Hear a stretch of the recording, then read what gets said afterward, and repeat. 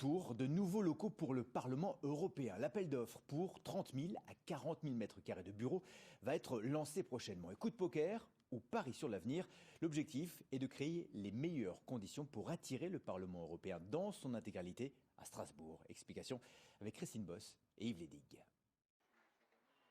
Ce n'est plus un secret, cette parcelle située en face du Parlement européen et devant le futur siège d'Adidas va accueillir d'ici 2020-2021 30 à 40 000 mètres carrés de bureaux et salles de réunion destinées à l'institution européenne. La task force alsacienne, emmenée par Catherine Trottmann, a décidé de devancer les besoins du Parlement européen. Je pense qu'il faut répondre aux détracteurs de Strasbourg qui reprochent à ce siège de ne pas avoir assez d'activités. Eh bien, nous disons banco. Nous avons la place pour en organiser aux côtés du Parlement européen. Et donc, c'est un message plus offensif.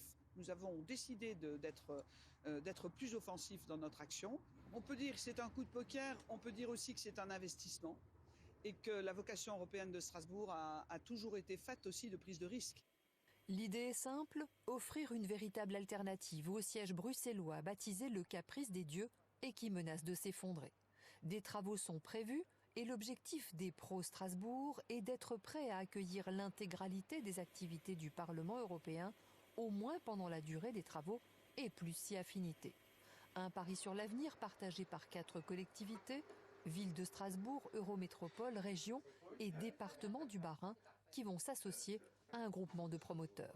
On voit bien qu'aujourd'hui, on peut trouver du partenariat public et privé et que les coûts sont bien moindres à Strasbourg, c'est 10 fois moins que ce qu'il faudrait faire à Bruxelles. Donc je pense qu'on a une belle fenêtre de tir, il faut qu'on la saisisse, qu'on soit tous ensemble et c'est le cas avec l'ensemble des acteurs locaux du territoire. Être prêt au cas où. S'il ne trouve pas preneur au niveau européen, le futur bâtiment pourra être proposé à des entreprises. En bref, 68